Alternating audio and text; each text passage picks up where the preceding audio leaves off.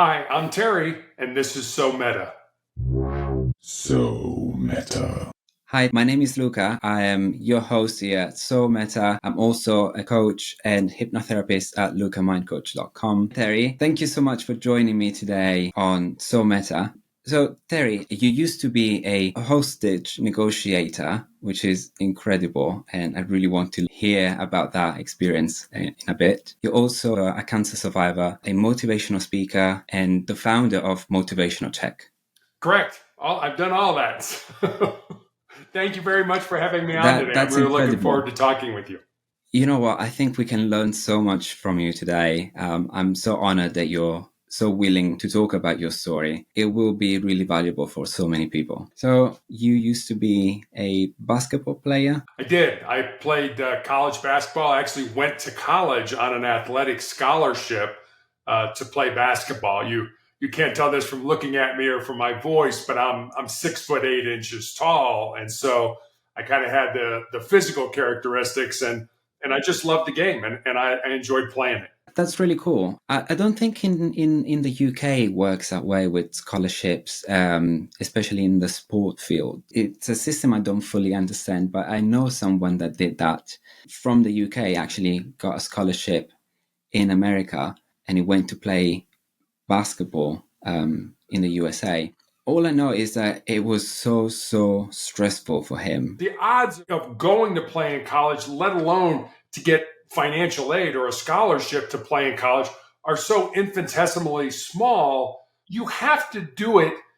At least I feel you have to do it because you love it. You have to enjoy the grind. You have to enjoy the practice, the work, being a student of the game. And I think that's true in anything in life. Whether we're talking sports or something we do for a living or whatever, if you're really good at it, if you want to be good at it, you got to throw yourself 100% into it. You can't just kind of put your toe in the water. So was it stressful? I mean, I went to a military college.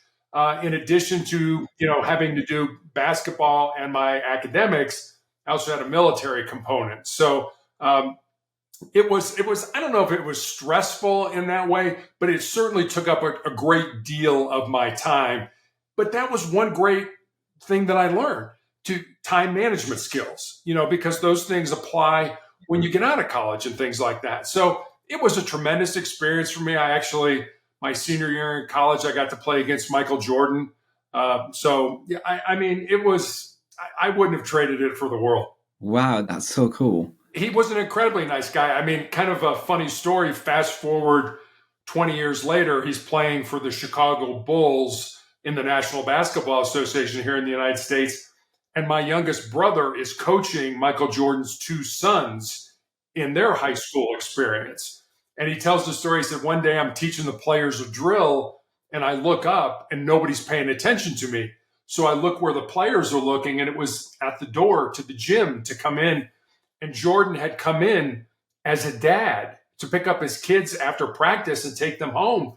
And my brother looked at him and said, "Hey, Michael, you're a little bit of a distraction. Would you mind waiting out in the hall until practice is over?" And Jordan and his wife were incredibly gracious people. They're like, "Sure, coach, I'm sorry, I didn't mean to interrupt."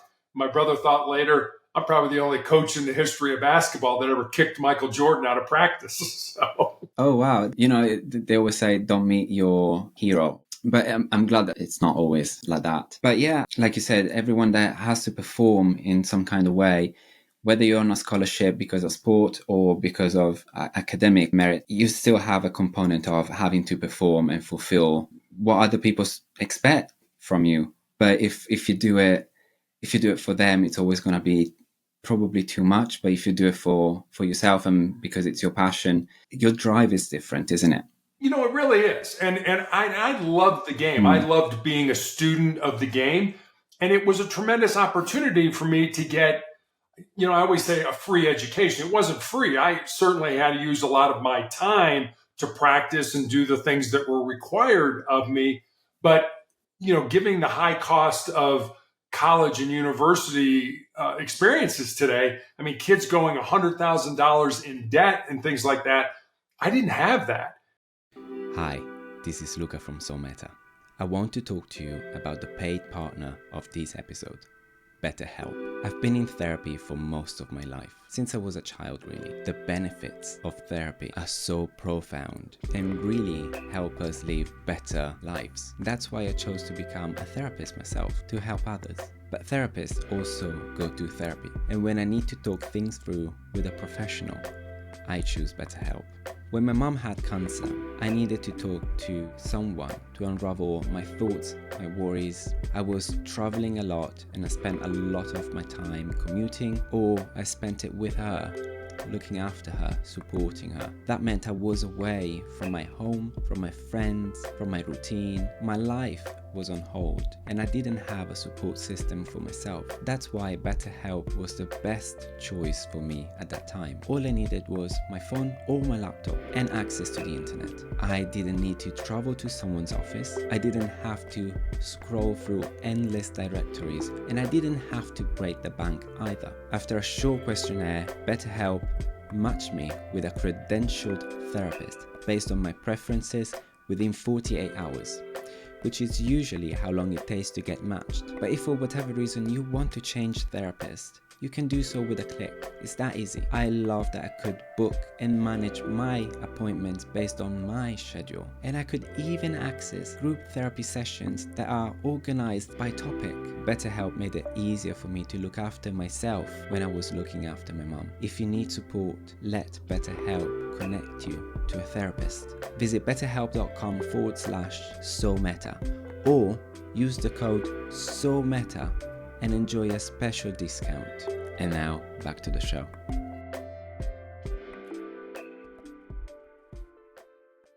So you said it was a military college you went to. So did you already know that you wanted to go into being a SWAT negotiator? What was that journey like? I didn't really know I wanted to be on SWAT at that time. I did know that I wanted to follow in my grandfather's footsteps, my father's father, because he was in law enforcement here in the United States. I knew I wanted to do that much. Then why SWAT? Because that's quite specific, that's quite niche as well. It is.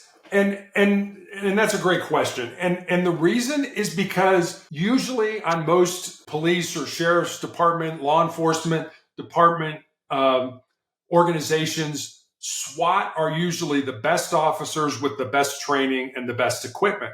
And I've always wanted to be part of the best in my life. Mm-hmm. So when there was an opportunity to be a negotiator, I mean, I was 37 years old before I actually got into law enforcement. I was in the business world before that. You know, I was in my 40s when I became a negotiator. And, you know, I had to do a physical fitness test. I had to run 1.5 miles. I had to do push-ups, sit-ups, meet with the psychologist, take psychological exams, meet with the command staff, meet with the team. There were quite a few hoops to jump through in order to get that opportunity. But they were the best, and I wanted to be part of the best. That's really great. I suppose being a SWAT hostage negotiator obviously put you in very high stress environment where you had to really think on your feet really quickly. Everything you could have said or every decision you could have made in that moment, it could have risked someone's life, right? How do you cope in an environment like that? I think you need to be grounded, and in law enforcement or first responders in general, there is a higher degree of alcoholism rates, drug abuse rates, divorce rates, and things like that. And you're right. A lot of that has to do with the stress that you undergo or that you're exposed to or the things that you see. And there were a lot of times after a shift or something like that, or after a call up, that we would be like, the guys would be like, come on, we're going out to the bar and we're going to have a drink. And I would always be like, no, I love you guys. I would die for you guys, but I am not going to do that. I'm going home. That was my grounding. That was my sanctuary. Those were the people that I loved and that loved me and that I could, decompress and be myself. So I think you have to be grounded in some way to deal with that kind of stress. And I was lucky. I was married. I had a child at that point in time and stuff like that. So there were things that grounded me. There were things that were more important than my job and things like that. And so that's how I relieved my stress. I mean, I didn't go home and unload on my family and say, well, let me tell you everything that happened. But I did, especially with my wife, we would talk about things kind of on the surface level. We didn't really go very deep on stuff. But like I said, those were the people that I loved and that loved me and that gave me that grounding. So you had a family, you had a support system, and that's what really got you through it. That's exactly what got me through it. And like I said, I mean, I trained with these men and women. I was, I knew their families. I knew that not only did I have a responsibility as a negotiator to try to get the hostage out safely or the barricaded person out safely, I wanted to do a good job so I didn't have to send my friends into that environment where they might get shot or they might get hurt or they might have to shoot somebody. I mean, everybody's like, the police shoot everybody. I've never shot anybody, but I've been around people who have. It's a horrible thing to have to shoot somebody, especially if you kill them, and you live with that for the rest of your life. It is not something that we relish doing, or that we, come on, let's go shoot somebody today. It's the last thing in the world that you want to do, but it's also something that in the back of your mind, based on the job that you've agreed to do, that it's always a possibility, regardless of what kind of run or what kind of experience or person you're dealing with. I'm glad that you're saying this, because I know there's been a lot of discussions in recent years about police shooting people, and it's always sad when you hear that. And I'm pretty sure that different people have different experiences, and I'm glad that this was not your experience and that was not your environment. It helps people having a bit more faith as well in people that are supposed to protect society. Yeah, I mean, everybody thinks we either want to shoot people or we want to take people to jail. And that's not what we want to do. I mean, just from a selfish point of view, taking somebody to jail is a lot of paperwork. And that's, you don't want to do that. You want to try to solve the problem, but that's the issue. And that was an issue when we were negotiating. That was an issue when I was just a regular police officer, working a beat and answering radio runs and things like that. The issues behind why you were there very well may have been festering for, 10 years, 20 years, 30 years, 40 years or something like that. I remember the way we used to do it is we had a primary negotiator, say that was me. Well, sitting right next to me and listening to everything that was going on was another negotiator. And then we had 4 or 5 other negotiators kind of working the crowd. Like, why are we here? What happened? What precipitated us being called out on this? And so you might get a note from the person sitting next to you that said, don't talk about his mother, because the people working the crowd found out that he had a huge fight with his mother and he grabbed the gun and he barricaded himself, in his bedroom or something like that. And now I'm talking to him. It's like, okay, well, that situation with his mother has a lot of times been festering for decades and decades and decades. It's not something that, now here I am on the scene. Okay, I'm Superman. I'm supposed to, make this go away. That's been festering for that. That's just not realistic. I mean, all we were trying to do is get the person out safely. Yeah, of course. So another question I'm thinking of is, with all the different positions and things that you can do in SWAT, why a negotiator? Was it like something that you already have a connection with, or did you already understand that the power of influencing somebody through words? What was it? Yeah, I was older, when I started that. And so I had the luxury or the good fortune to have had some life experience, to understand how to talk to people and talk with people. So it was that whole communication piece. And I'll never forget when I first started, they gave us a formula of how we communicate, we meaning people, how human beings communicate with each other. And the formula was 7-38-55. And the formula was basically how we communicate a message to another person. 7% are the words that we use. And think how many times over your life you've been like, ooh, I wish I hadn't have said that, or maybe I shouldn't have said that, or think that's only 7% of how that message comes across or is communicated.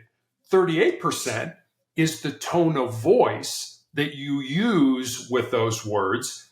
And then 55%, so more than half of how we communicate a message with each other is our body language and our facial expressions. And so think about that when we're talking about being hostage negotiators. If somebody was barricaded in a room with a gun, I was not in the room with that person. That wouldn't have been safe for me. Many times I was outside or even blocks away talking on the phone to them. So I didn't have the luxury of saying something and be like, hey, Luca, what do you think about this? And see you roll your eyes like, oh, what an idiot. I can't believe he said that to me. I didn't have that luxury. So we had to get good at figuring things out, certainly based on what people were saying, but also what they weren't saying and how they were saying it. And the last thing I'll say about this is in any relationship you have in your life, whether it's with your significant other, whether it's with your kids, whether it's with your boss, your parents, whoever, the overarching theme is trust. If you don't trust the other person, then it's never going to be a good relationship. So what we were trying to do is build trust with another human being that, like I said, many times we had no idea why we were here, what precipitated us being called out, and also somebody we didn't know. And so there were many times where we'd be over here talking about something for hours with somebody that was barricaded when the real problem was over here, but they didn't trust us enough at that point to tell us what was really going on. So we used a lot of things. We used what was called tactical empathy. Help me understand where you're coming from. Not necessarily agree with you. If you just murdered 3 people, I wasn't going to say I agreed with you, but help me to understand where you're coming from. Because understanding builds trust, and trust leads me to a point where I can try to get you out safely. Yeah, that's important. That's, the basics of communication. And so building rapport with the person you're negotiating with is a big part of the job. Was perhaps even an element of empathy, trying to meet them and understand why they're doing what they're doing, and instead of like judging them. Because I suppose, if you're holding someone hostage, most people wouldn't have much empathy for you for what you're going through. But I suppose it comes with the job, right? Understanding them and try to meet them where they are. Yeah, and you're absolutely right. And that's an incredibly important point that you just made, meeting them where they are. So in other words, if somebody's, ranting and raving and yelling and screaming, and you say something stupid like, you seem like you're a little upset. Okay, you totally are not meeting them where they are. I mean, they're here, you're here. It's like, no, you need to say, you are just furious with, I'll use the mother example, with your mother. Yeah, I'm furious with my, so now you're meeting them where they are.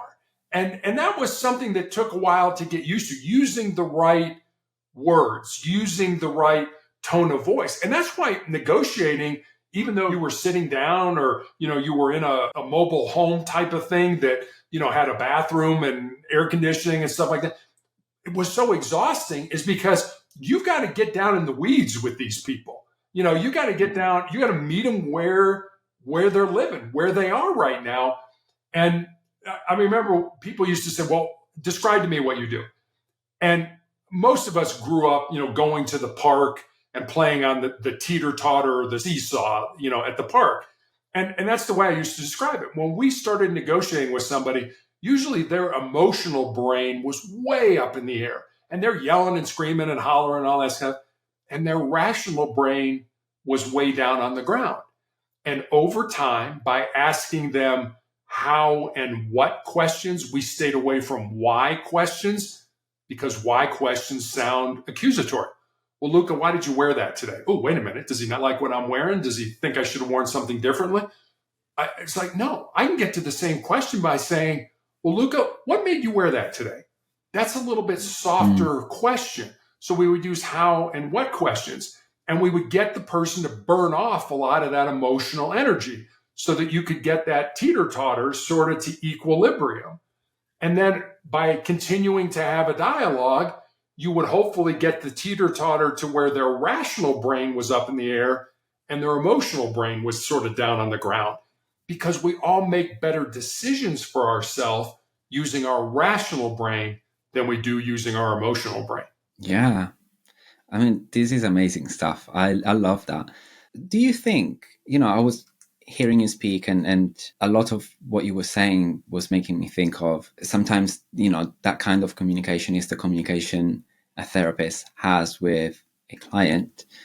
Do you think that when you were negotiating, we're not just helping the hostages, but also the person that was holding them a hostage? Yeah, we pretty much ignored, and I learned this, and I'm sort of gonna pull this out of the closet and admit to my faults here right now.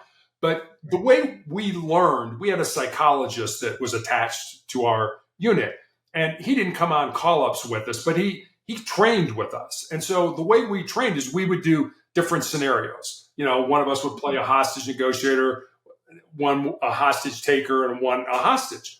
And so my very first hostage negotiation training was simple. A guy behind the door, a hostage taker, and a hostage. I spent the entire time talking to the hostage. And they were like, you realize we're trying to get the hostage out. You need to talk to the person who was taking the hostage. And I'm like, yeah, I kind of blew that, didn't I? I was not very, very good at that.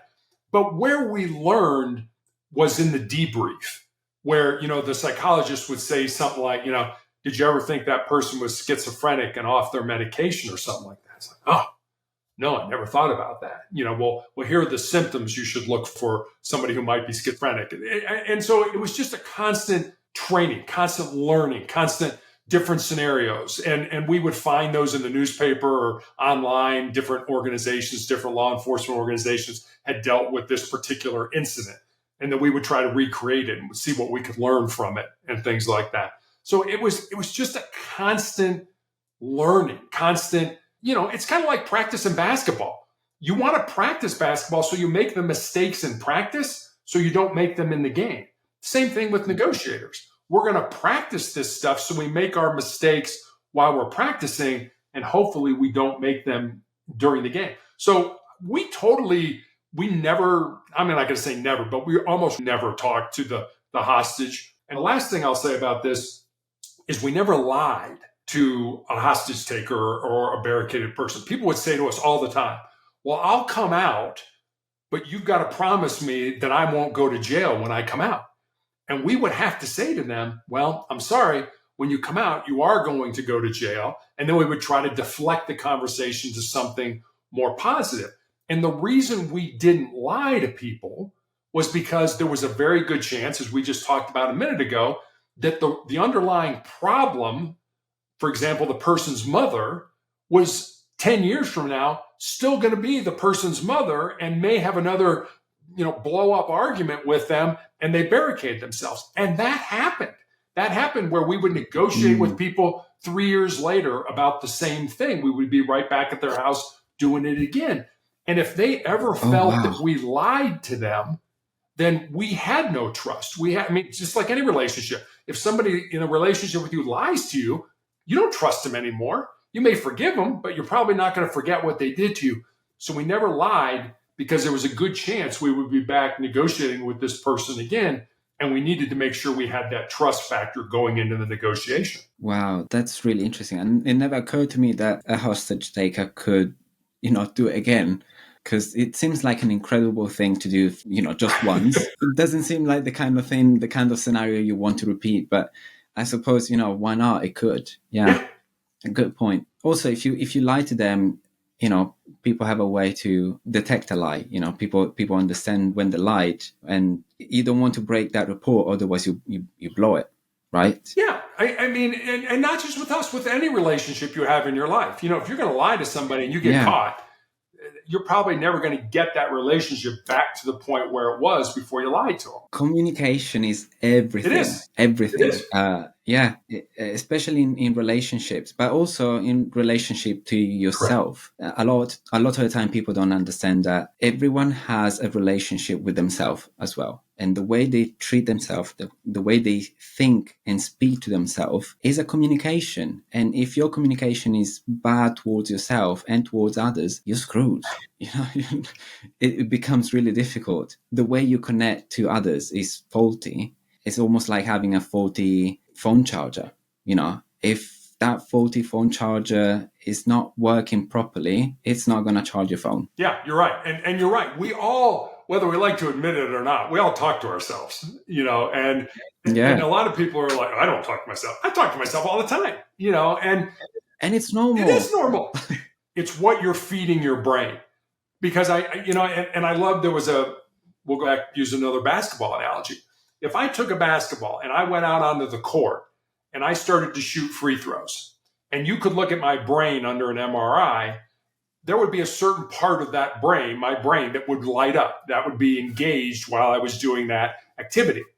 The interesting thing is, if I thought about taking that basketball and going out on that court and shooting those free throws, if you looked at my brain under an MRI at that point, that exact same spot on my brain would light up. That exact same spot on my brain would be engaged again. So whether you do it or you think about it or you talk to yourself about it, you're engaging your brain to do that. So be very careful how you talk to yourself. Be positive, be upbeat, be happy. Tell yourself you can do things, because if you sit there and tell yourself, well, I can't do this, I'll never do this, this will never happen, I'll never get this accomplished, eventually you'll hardwire your brain to the point where, yeah, you're right, you can't do it, because your brain's already hardwired itself to say, I can't do this. 1,000%. Yes, I'm glad that you said that.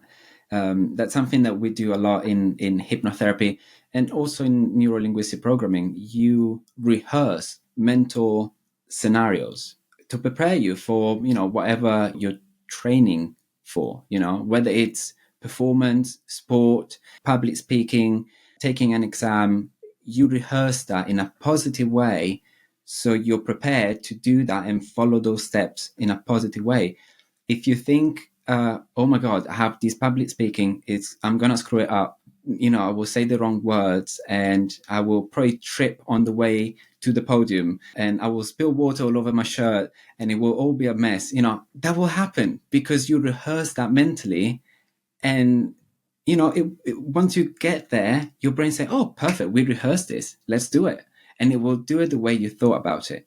So you will spill that glass of water, you will trip on the podium, you will say the wrong words because you rehearsed it. And your brain says, I've done a good job. This is what we've done together. This is what we thought. So if you think things exactly the way you want to achieve them, then you have a much greater chance of actually doing great. You're right. Totally. Yeah, your brain doesn't know, whether it's real or you're just practicing, in your mind. Your brain doesn't know. It doesn't know the difference. So it can't say, well, we're just thinking about it or we're actually doing it now. It doesn't know the difference. So you're right. Practice the way you want to play. And that's what we used to always say in basketball. Practice how you want to play in the game, because that will translate to how you play in the game. Perfect. Yeah, absolutely. So let's go back into your health. And when you were diagnosed with cancer, was that when you were working in SWAT? No, that was a few years after I had gotten out of law enforcement. I had started a school security consulting business, and I was actually coaching girls' high school basketball as well. So tell me a little bit about that, because cancer is something that most of us fear. But statistically, we also know that it's very likely that most of us, probably all of us, will experience it. If not in first person, at least every one of us will have a close friend or relative that will go through it. So it's a scary one because, it's frightening. You don't know what to do. You don't know what the result will be. It's a different process for everybody. So whatever other people will say is probably not going to be your experience anyway. So tell me a little bit about that and how you took that news. Sure. So 2012, as I mentioned, I was a girls' high school basketball coach, and I had a callus break open on the bottom of my left foot, right below my third toe. And initially didn't think much of it because as a coach, you're on your feet a lot. But after a few weeks of it not healing, I made an appointment and went to see a podiatrist, a foot doctor friend of mine. And he took an x-ray and he said, Terry, I think you have a cyst in there and I can cut it out. And he did. And he showed it to me. It was a little gelatin sac with some white fat in it, no dark spots, no blood, nothing that gave either one of us concern. But fortunately or unfortunately, he sent it off to pathology to have it looked at. And then 2 weeks later, I received the call, as you mentioned, that we all dread. And the more difficulty he was having explaining to me what was going on, the more frightened I was becoming. Until finally, he just laid it out for me. He said, Terry, I've been a doctor for 25 years, and I have never seen the form of cancer that you have. You have an incredibly rare form of melanoma. And most people think of melanoma as too much exposure to the sun. It affects the pigment in our skin. Mine has nothing to do with sun exposure. Mine is a rare form that appears on the bottom of the feet or the palms of the hands. And when I was diagnosed in 2012, I was told that more than likely I would be dead in 2 years. They had absolutely nothing to offer me. And I thought, well, you gave me a death sentence. Maybe I can try to turn that death sentence into a life sentence. And now 12 plus years later, fortunately, I think by the grace of God, I am still here. Okay, that's a lot. First of all, when the doctor is afraid to give you any news, that's when you shit yourself, because kind of being in that position and it doesn't give you much confidence. So you already start, in a negative space. So where did you find the strength to actually turn that death sentence into a life sentence, like you said? Yeah, I mean, you mentioned it, more than likely all of us are going to get some form of cancer or not. And I guess just sort of a public service announcement. If you think you might have something wrong with you, whatever it is, I can promise you this, it's not going to get better if you ignore it. It's not going to get better if you think, well, I'll deal with it later. Deal with it now. And that's one thing we know about cancer and most other diseases. If you catch them early, yeah, you might go through some discomfort. You might have to have surgery or medications or, radiation or something like that. But there's a much better chance that you will live a much longer and better life than if you wait. I mean, my dad had end-stage breast cancer back in the 1980s, knew he was sick for months and refused to go to the doctor and died a horrible death. So I would, all your audience who's listening to us right now, if you think you got something going on, go to the doctor. It's not going to get any better by you ignoring. Yeah. So, I think that's one of the things that I really was, I'm not going to let this go. I'm going to go to the doctor immediately and take care of it. And I did that. And so, then you get to a point where, okay, you're probably going to die now. Now what? Well, you need to have a purpose. You need to find some meaning in your misery, some meaning in your pain. And that's what I did. Now, what can I do to, I've been physical my whole life. I've been a college athlete. I've been on, the police department. I've been on a SWAT team. And now today I have no left leg and I'm in a wheelchair. How do you balance those? And I think when you can't do what you're good at, you do what's important. So find what's important in your life, whether it's spending time with your family, whether it's writing, whether it's being podcast guest, whether it's speaking to groups, find that meaning in your misery. And I think if you do that, at least for me, for example, I spent all last week in treatment for the tumors I have currently in my lungs. Well, coming on podcasts with you and other people energizes me. It gives me a purpose. It gives me, that energy instead of sitting around and laying in bed and saying, oh, woe is me. This is terrible. Look at my life. No, get some meaning in your life. Yeah. Yeah, that's very powerful. And it does more than people realize, actually. It fulfills you, makes you feel better. It actually gives you energy. You need to get that energy somewhere. You do. And my wife and I always have this, she's like, you need to rest, because you got to get your blood counts up. And I have this running joke with my wife. It's like, I get plenty of rest when I'm dead. This gives me energy right now. So I think that's a good way to approach it. So from what I understand, you still have cancer. Is that correct? I'm going to tell you two things that I've learned from cancer. One, I don't think you really know yourself until you've been tested by some form of adversity in your life, whatever that adversity is. For me, it's been illness. And secondly, and I know this is going to sound kind of weird to your audience, but cancer's made me a better human being. It's made me focus on the things that are important. And I've been asked before, if you could live your life over again and not get cancer, would you do that? And I'm not sure I would. Because, like I said, I think cancer has made me a better person. It's made me focus on the things that are important in life. I think that cancer gave you a choice, and you made that choice to be a better person. It's not the same story for everybody. Some people don't react that way. But if anything, it enhanced something that was already there and gave you a greater purpose. So it was already within you, I believe. And you made the choice to actually focus on the positive. You're right. And you make a great point. You have a choice. We all have a choice. We all have a choice. Do you want to grab the handle of hope, or do you want to grab the handle of despair? It's your option. It's your decision on what you want to do. And so many people grab that handle of despair. And I don't want to come across like, I'm some kind of Superman. I have bad days. I mean, when I go to the treatment, I have a terrible reaction to my medication. It really kind of lowers my inhibitions. I cry. I feel down. I feel sorry for myself. I just make the choice not to stay there.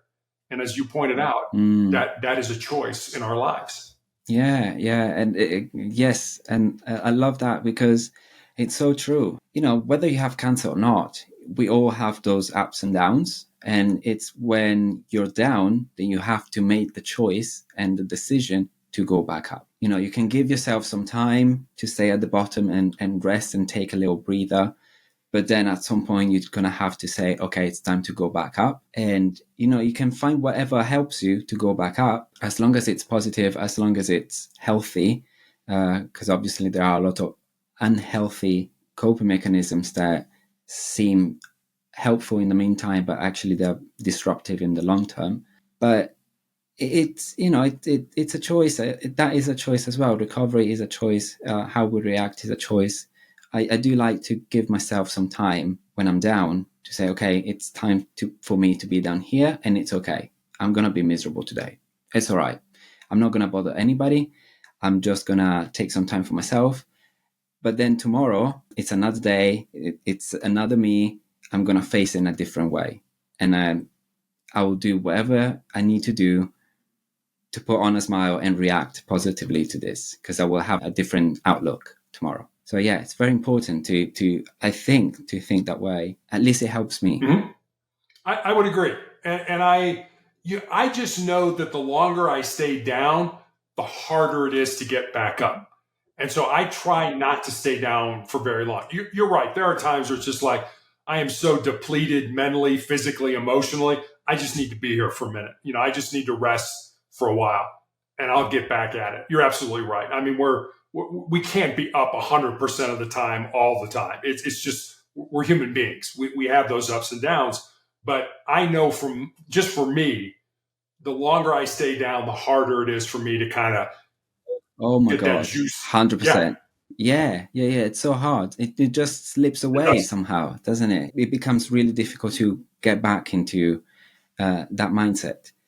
But since we're talking about this, I think it's quite important to talk about how different cancer is for everybody. You said earlier that if our listeners think that something is wrong with them, they should definitely check it out, because it's not going to get better by itself. It surely get worse if they don't do anything about it. But if they do, if they take actions, then they can face it and they have much greater chance to get through it. I mean, I had a lot of family members that had cancer in one way or another, and friends as well. And what struck me is that each story is so completely different. And, sometimes what helps one person, it doesn't help another. And so I would like to know what helps you through these times, because for my mom, for example, she thought that it was useful to her to have some friends as a support, to have some kind of like a regular life. So she still wanted to be social. She still wanted to go out and have, a nice dinner, a nice meal at the restaurant, have some time where she would have fun and go to the park and do something nice and lovely. But a lot of the time, people kind of flee. They don't know how to act around people with cancer or with some kind of illness, and so they just go away, And I think that was quite challenging for her to realize that so many of her friends actually would disappear when she needed the most support and help. What's your experience? What helps you in these times? You're absolutely right. I think cancer or illness in general doesn't have to be cancer. A lot of times tends to isolate us from, I think, initially our friends and then our families.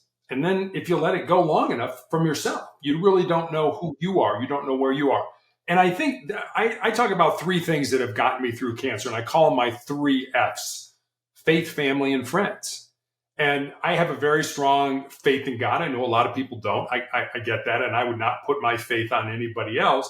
But I do remember when I had my leg amputated and I found out I had these tumors in my lungs, my doctor showed me my CAT scan, my CT scan. And I have no medical background, Luca. I don't know how to read a CAT scan or anything like that. But you could kind of look at it and be like, well, that sure doesn't look like it belongs there. I had these big tumors in my lungs. I had fluid all around the pleural spaces. I was coughing up green, bloody phlegm.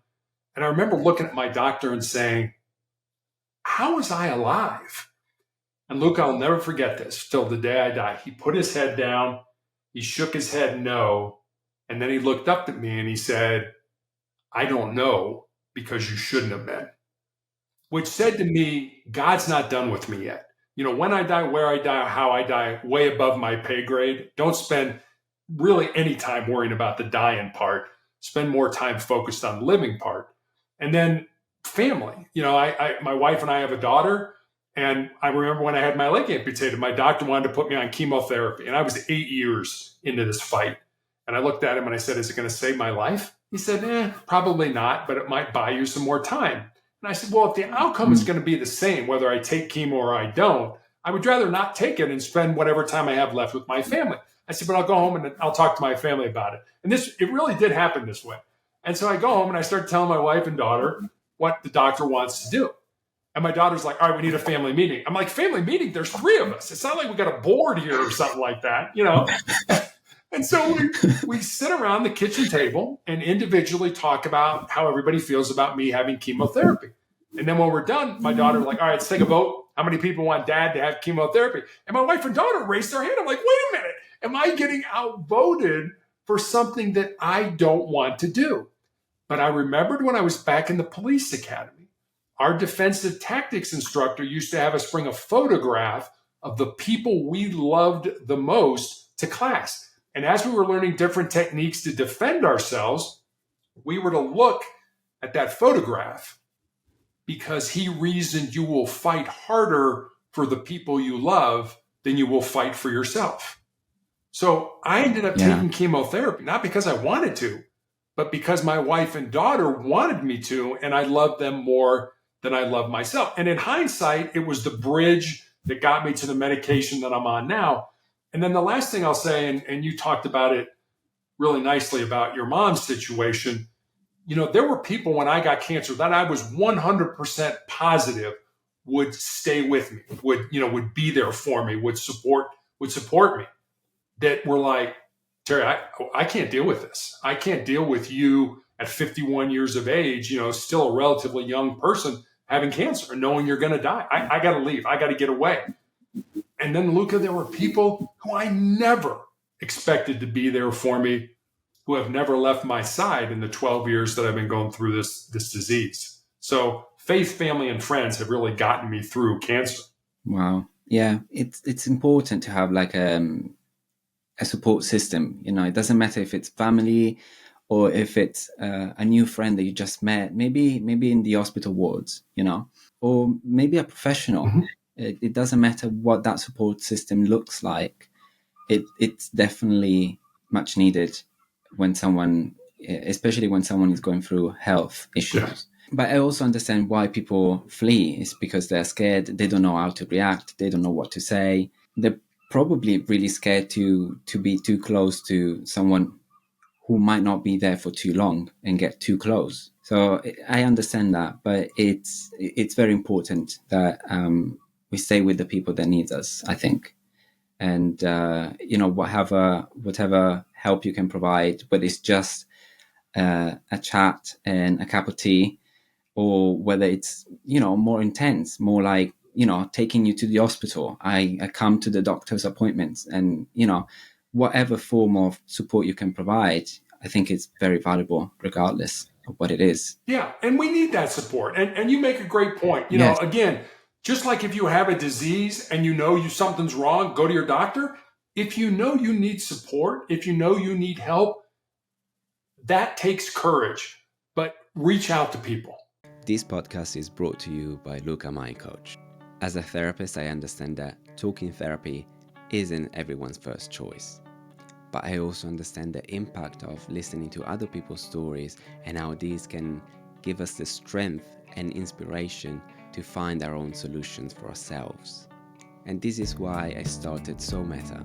And for those of you who want to learn how to manage stress and some relaxation techniques, I created a quick self-paced workshop you can do in your own time. Take advantage of a special 20% discount and really learn how to manage stress for less than $40. Use the code SOMETA20, link in the description box. Don't do this by yourself. Don't get to a point where, I remember when I was a hostage negotiator, if we thought somebody was going to harm themselves or kill themselves, we would flat out ask them, are you thinking of hurting yourself? Are you thinking of shooting yourself with that gun? And stuff like that. And people used to always say, I can't say that because I'll put the idea into their mind. No, you won't. You will not put the idea in their mind. If they're not thinking about that, they'll come back at you like, no, you idiot. I'm not thinking of doing that. It's like, okay. But if they are thinking of that, you may have just opened the door for them to say, oh my God, somebody sees me.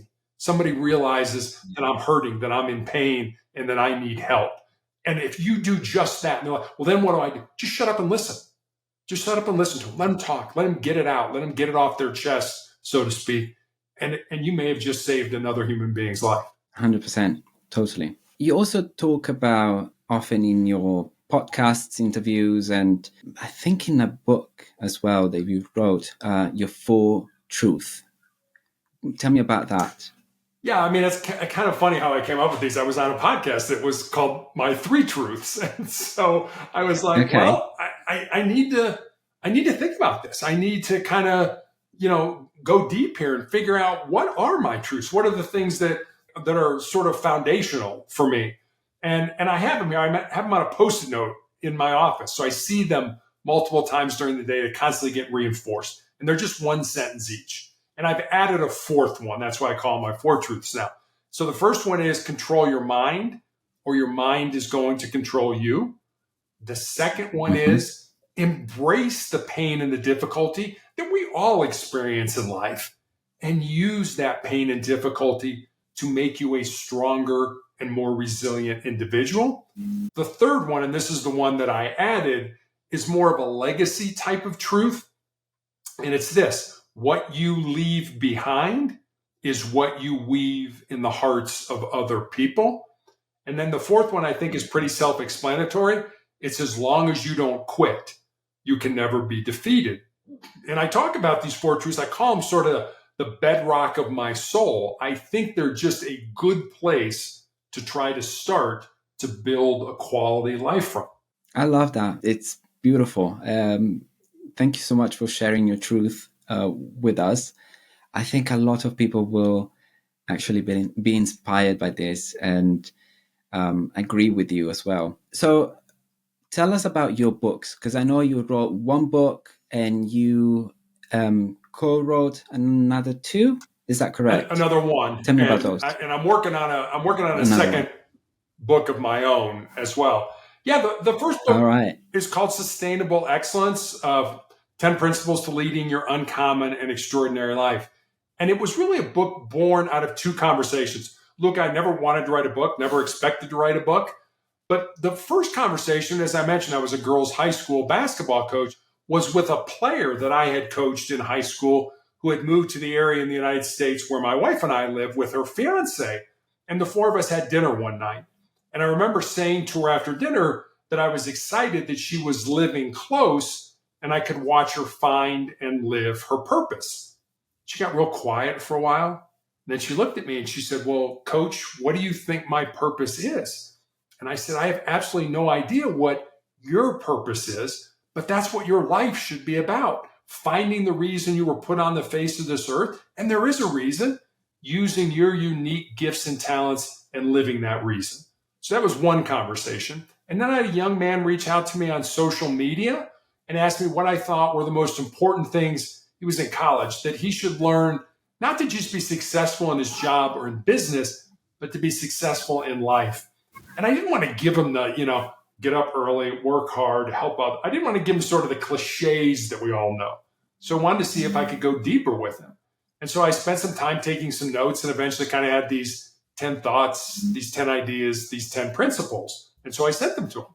And then I stepped back and I was like, well, I got a life story that fits underneath this particular principle, or I know somebody whose life emulates this principle. So literally during the 4 to 5 months that I was healing after I had my leg amputated, I sat down at the computer every day and I built stories. And they're real stories about real people underneath each of the principles.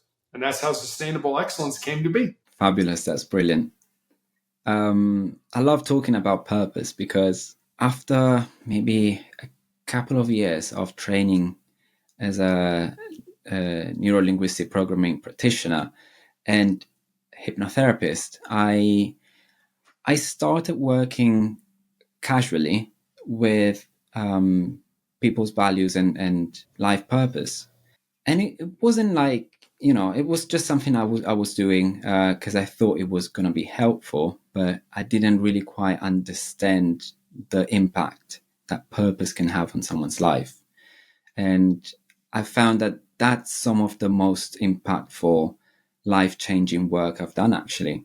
Helping someone figuring out their purpose and their values and what they actually want to do with their life is just life-changing. It changes everything. It changes the reason why you are on this earth. And it's so deep, it's so profound, and it's not something that can be broken. It's just really, really powerful. So thank you so much for talking about these and for encouraging young people as well to find their purpose, because that's not easy. And sometimes we just accept that our purpose is something that someone else wants for us, or something that maybe we're born in, maybe a family business, or maybe what our country think we should do with our lives, or what our religion think we should do with our lives. And these are all very important things, but they're not our purpose. Our purpose is individual, and we have to find it for ourselves. It's not something that someone gives to you. Well, it's something that a lot of people try to give to you, but you're absolutely right. I know my father was, I don't want you to follow in my grandfather's footsteps, his father's footsteps. I want you to go in business. And I know he did that, not because he was trying to hurt me, but because he loved me and he wanted something that he felt was better for me. And that's one of the things, Luca, that I am incredibly proud of in my life, is that I never let my purpose, my dream die.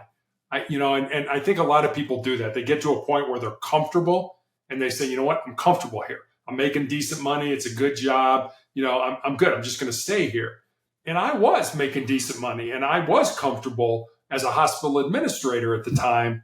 And I was like, no, I'm going to leave all that and I'm going to go start at the bottom of the barrel. I'm going to, be a rookie police officer and work nights and do all the things that are required of me, because that's what I felt at that time my purpose was. And I'll say one more thing about this. A lot of times we talk about purpose in the singular, like it's one thing that we're supposed to do. And I think in my life, at least, I don't know about other people, but that word is plural. That word has been purpose is. I felt when I was young that I was supposed to be an athlete, that's what I was supposed to do.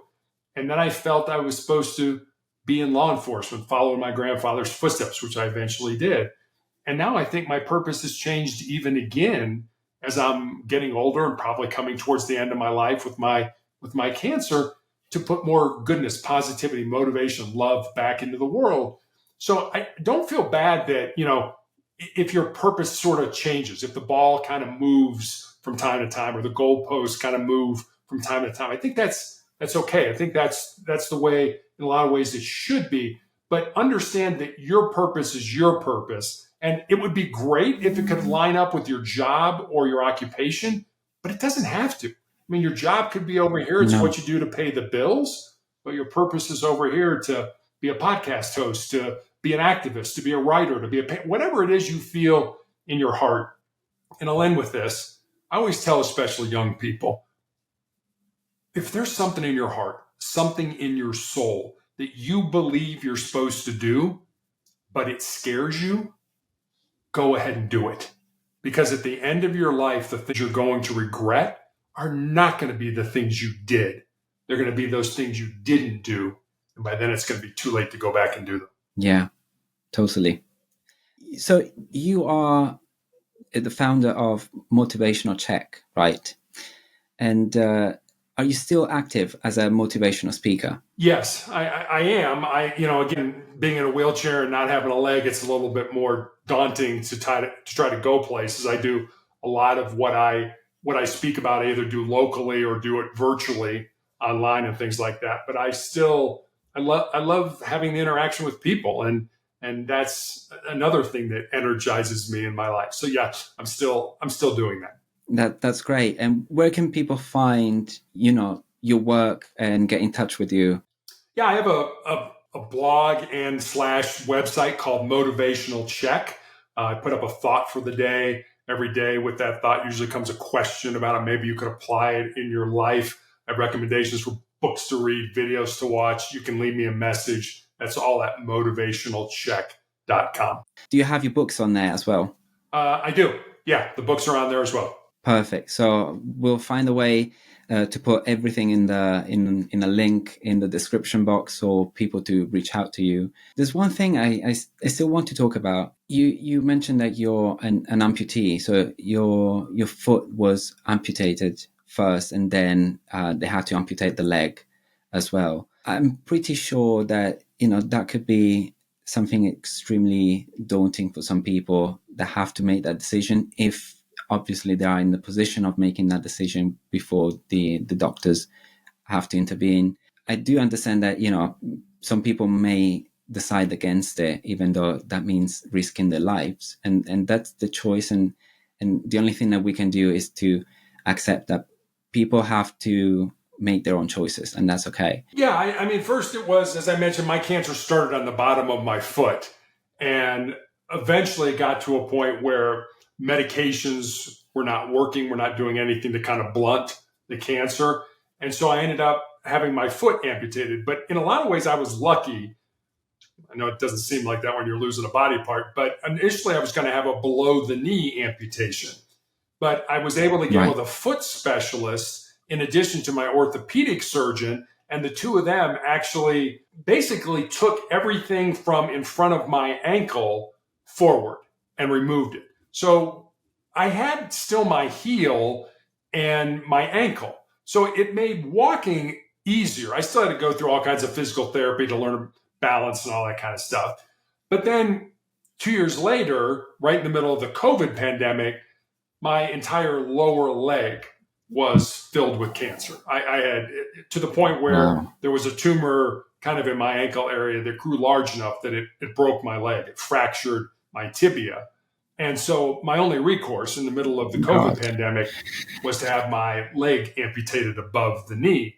And talk about daunting. I mean, I remember my orthopedic surgeon had to get special permission to do it because all elective surgeries have been curtailed. So you're not going to do that. And he was like, it's not elective. I can't put it in a cast. His leg isn't going to heal. It's full of cancer. And so he got that. But I remember the morning of the surgery, my wife literally dropped me off at the hospital. There was a nurse waiting there for me. I went in a wheelchair. My wife's like, what should I do? I guess just go into the parking lot and pray and wait till the doctor calls you. I was not allowed to have anybody with me. I was the only person. It was during COVID, of course. Yeah, because of COVID. Yeah. Not allowed to have anybody with me. I was the only person having surgery that day. So I was in this big pre-op room with nothing but me, a nurse, and an anesthesiology resident. And I remember I was told you'll be in the hospital for 10 days to 2 weeks after your leg amputation to learn how to function without having your leg. Luca, they sent me home after 48 hours because of COVID. So they cut my leg off and said, go home. And I was like, what do you mean go home? I don't know how to Oh my God. use a toilet. I don't know how to, and fortunately we had an occupational therapist who had been working with us, and she's like, I'll come to your house after work and I'll help you set it up so that, we get rid of trip hazards and things like that allow you to function. But I still didn't even have the pain under control after 48 hours. But that's how, things during COVID, it was like, you just got to get out of the hospital. You got to get out of it. Okay. So. Wow. Okay. I know that's a lot to process. That's a lot to process. You had to make an incredible decision. I'm pretty sure it must have been hard to accept the fact that you had to lose, once again, a part of your body in order to survive. What did you find helpful in that time? It must have been pretty hard. That was more a mental game than it was anything, to be honest with you. It was more of, this is not going to beat me. I've been through all this stuff. I'm not going down this way. I'm going to figure this out. And my wife and I did. We figured out how to operate. And unfortunately, our house, the doors are not wide enough to put a wheelchair through. So whenever I want to go into the bedroom or to the bathroom or something like that, I have to transition to using a walker to get into those rooms. So it's like, okay, I got to get out of the wheelchair. And sitting in a wheelchair is fine. But, when you just had surgery on, my thigh, and cut the bone and everything. So every time I stood up, sort of blood rushed to that wound, and it throbbed and it ached, and it was like, okay, this hurts. But you know what? I got to go to the bathroom. That's not going to stop. So it was really, it was a mental game. It was like, this is not going to beat me. What happens if I successfully do this? Things will be good. So there was no option. And I like humor. I think humor is a great way to disarm. As you mentioned earlier, a lot of times people see people with cancer or diseases, and they're like, ooh, that makes me uncomfortable. I try to disarm those people with humor. I'll make jokes about myself. You just kind of got to call things out and say, hey, it's okay to laugh at this. It's okay to have fun with it. I remember when I had my foot amputated, I was kind of walking is a loose term, walking out of the hospital. And there was a woman by the entrance, by the door, and she was just staring. You ever had one of those people that just kind of, stared real hard at you? And I kind of looked around like, I can't help it. Yeah. It's like, is she looking at me? And she was. I was the only person there. And so I walked up, and as I got right next to her, I turned and I looked at her and I said, don't worry, it'll grow back. And I just kept walking. And then I turned around and kind of looked, and she had this look on her face like, is this guy like a salamander or something like that? You cut off his tail grows back or something. It's like, but you got to have fun with this. You got to laugh at yourself. You got to laugh at your illness. At least I do. It just helps me to cope better. Yeah. When I had some health issues myself, and for a while I lost mobility, and my doctor actually, when I was 25, it told me, it's not gonna get better. It's degenerative. So you will be on a wheelchair for the rest of your life, and you're not gonna have a normal life. You can't go dancing. You can't go to work. You're gonna have to just accept that. And that was so hard. For several months, it really put me in depression, and that then I realized, actually, I don't want to live this way. First of all, I tried to fight it for as much as I could. I told the doctor, watch me. I'm gonna do all of these things. There's no way I'm not gonna do the things I love. But then I realized the more I was fighting it, the harder it was, and physically and mentally, and it was almost like I was in denial, which made me do things physically that were not good for me. So it's almost like my illness was going faster at that point. It was just I kept getting injured more and more often. But then when I realized, actually, I need to accept this, and there was a period of, honestly, it was grief. I went through a period of grief, not just for my mobility, but also for the life and all the expectations I had for my life. But then after that, I decided to actually learn how to flip this and make it into something positive that I could work with. And I think that's what gave me the resilience I have, but also the good health I have, because now I've regained almost pretty much most of my mobility. I do all of the things. I was at a concert, a metal concert the other night. I wasn't in the mosh pit, but I was like pretty close, and I was having good fun, you know. Sure. And it just, if I didn't have that mental resilience to say, okay, you know what, accept this. You're gonna be feeling crap for a short while, but then you will find out a way to work with it and make things better and understand this illness, because doctors don't really understand it. You know, I do things that sometimes my doctor call me and they're like, we have no idea how you're doing what you're doing, but keep doing it, because, you know, we didn't even thought it was possible. To have that mental resilience and to find a way to say, you know what, I'm going to work with this, because, you know, I can't avoid it. So I either work with this or I let it knock me down. And I didn't want to, you know, stay down. So I think that's very important. And yes, absolutely, being transparent, but also have some humor when it's about, you know, these heavy discussions, because you have to lighten the mood sometimes, and you have to learn how to make fun of yourself, and that's really, really important. Not to, you know, feel so depressed and not being able to joke about it, because people around you will feel uncomfortable as well otherwise. So thank you so much for sharing that.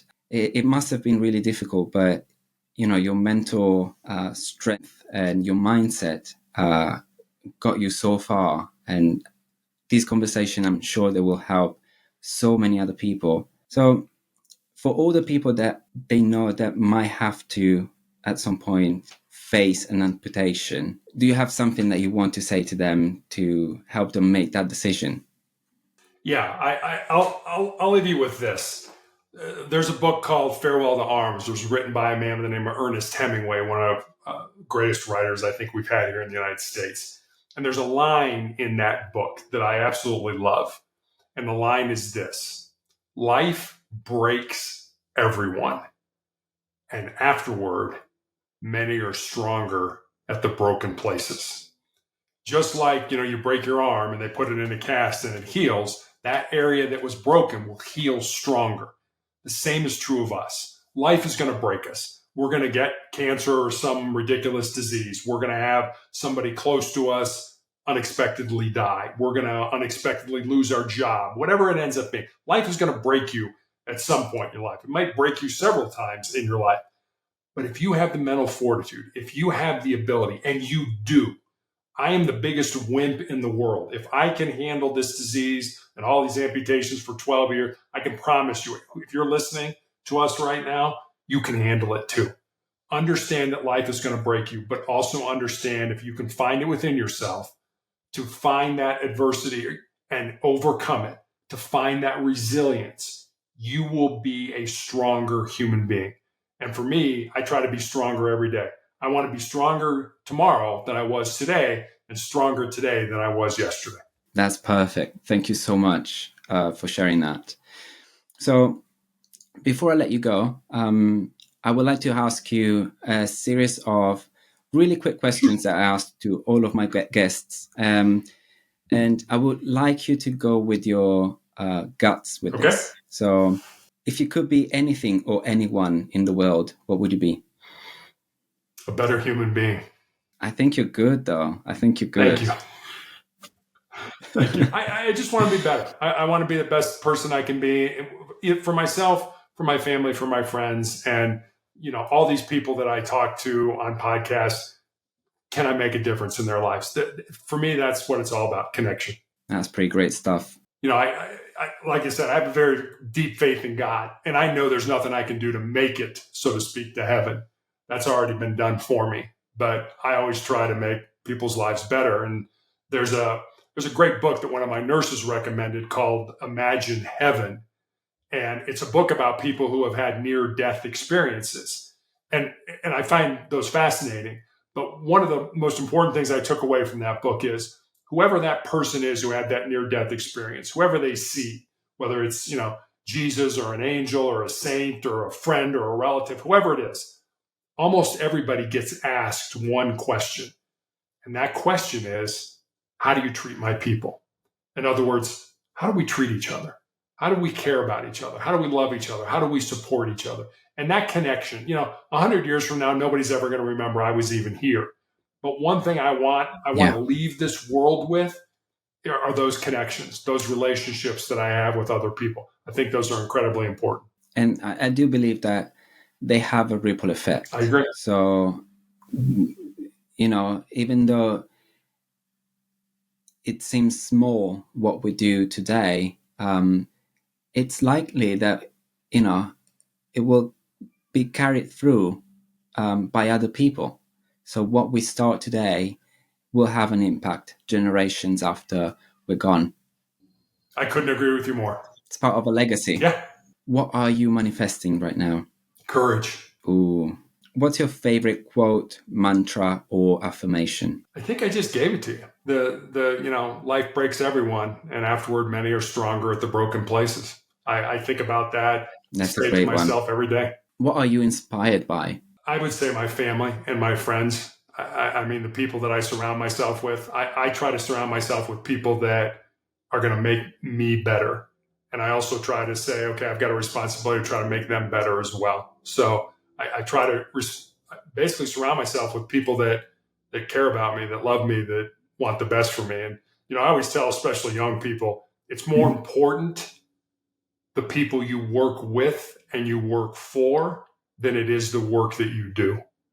Find people that care about you, find people that are willing to invest in you, find people that want to see you succeed. Hitch your wagon to those people and climb those mountains together. 3 things you can't do without.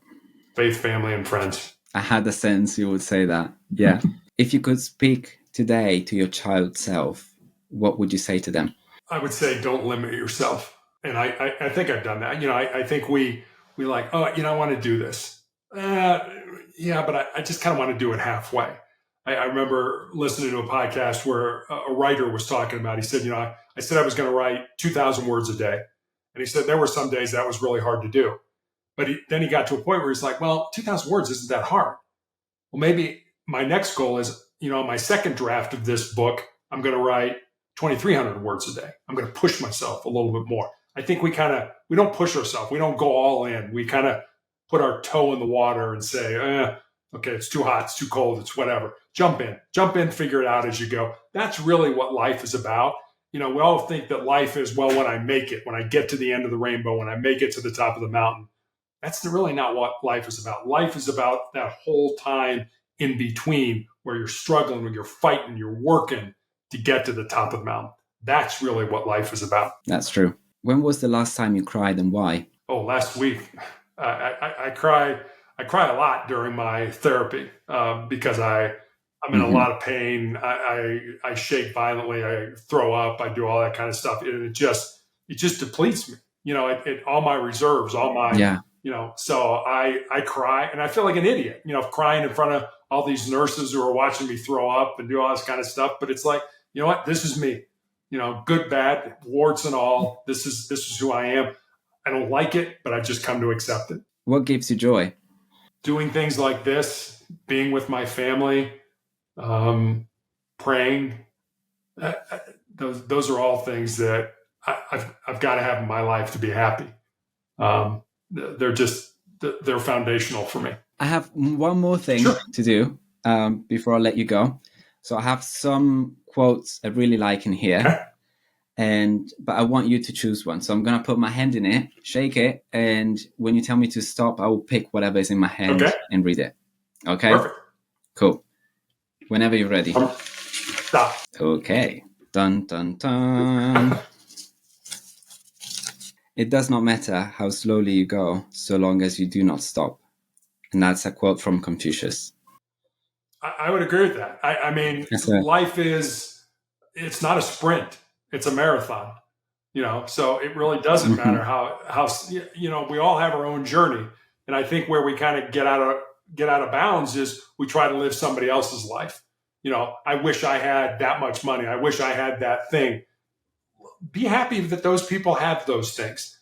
Stay on your journey. Stay on learn what you're supposed to learn. Be open to the things that life is throwing at you. And I totally agree. You will get, people always ask, what if I don't have enough time? What if I don't have enough time to find my purpose and do it? You will have enough time. God's not going to put you here and say, okay, I want you to do this. I'm not going to give you the time to do it. It's going to be more of, you have the time to do it. Don't waste that time. Time is an incredibly precious thing to me because I don't know how much I have left. So, when you're young, you're like, I got all the time in the world. Maybe you do, but maybe you don't. Be a very good steward of the time that you have. Yeah. And like you said, if you run too fast, you miss the journey. And, you miss all of those learning opportunities. You go past all of those really important moments that, are there for a reason. There are things that sometimes you have to learn from, even the worst scenarios. You have to, there are learnings in everything we do. And if we zoom past them, we don't even get a chance to see them. And I use 3 words for embrace the suck. This sucks, but I'm going to embrace it. I'm supposed to learn something here. Embrace the suck. I love that. Thank you so much for joining me today. Talking to you was extremely inspiring. I deeply enjoyed every second of it. Thank you so much, Terry, for coming. Well, thanks for having me on, Luke. I really enjoyed talking with you as well. So Meta. Next on So Meta. Hi, I'm Diana, and this is So Meta. A common misconception about you. That I'm crazy, but not okay. I think people use the word crazy too often. In modeling, when I came back to modeling, helped me to find my confidence. It ruined my confidence, but then it helped me to regain my confidence. We all want the same things. We all do the same things. And we all cry for the same things. I was lost in my demons, in my mind. So I did a lot of mistakes while I was a younger model. So like party, drinks, drugs. It's okay to cry, to sit and cry. It's very healthy. If you don't go through the sorrow, you can't go through the life. People have a lot of debt and they have a lot of sides that we don't see all the time. Well, I'm a beautiful woman. I saw myself that I was incomplete and ugly. So Meta.